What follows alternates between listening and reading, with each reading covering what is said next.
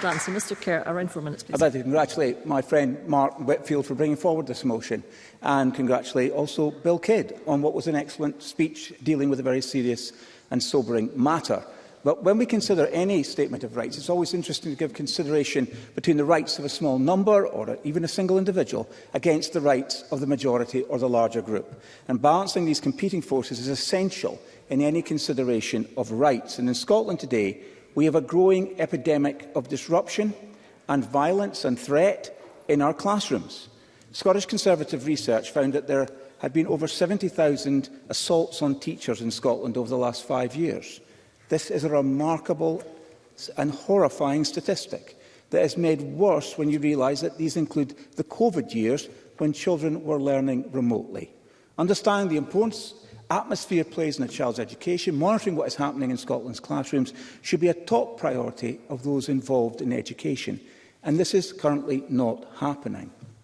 In Falkirk Council, Scottish Conservative councillor James Bundy asked in November for the rates of assaults and violence against teachers in Falkirk, and he was told by the Director of Children's Services that there had been, and I quote, no significant increase, and that it was an odd incident. However, last week, Councillor Bundy revealed that he had received a Freedom of Information request that there had been a 989% increase in the rate of assaults against teachers and staff in Falkirk in the past 5 years, and that on average there is 4.95 assaults per day. This is not an odd incident. This is a significant increase. And you might be asking, what does this say about our approach to children's rights?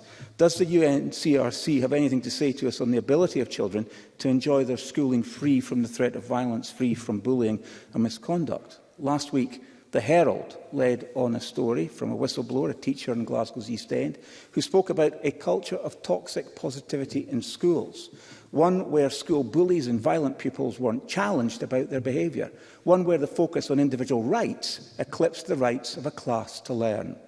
And Articles 28 and 29 of the UNCRC do provide help and direction in this respect.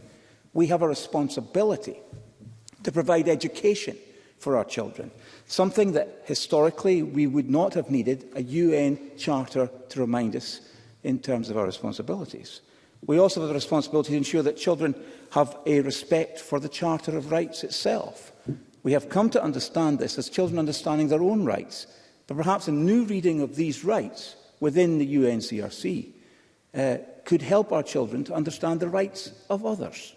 It should also help children to understand that with rights come responsibilities.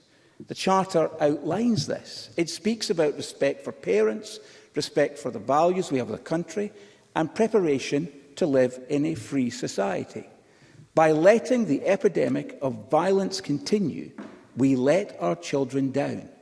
We let down the children who do not learn the lessons of respect that the UNCRC outlines. But perhaps most importantly, Presiding Officer, we let down the majority of children who turn up to school to learn, who want to do their best. We let them down by destroying their life chances or undermining them at very least and stopping them from learning by not dealing with the disruptive elements in their classroom. I agree with the motion that we need a cultural shift. We actually need a new deal for our classrooms. It is time for a right to a school day uninterrupted by violence or threats of violence or intimidation, a reality far too familiar to too many of Scotland's children today.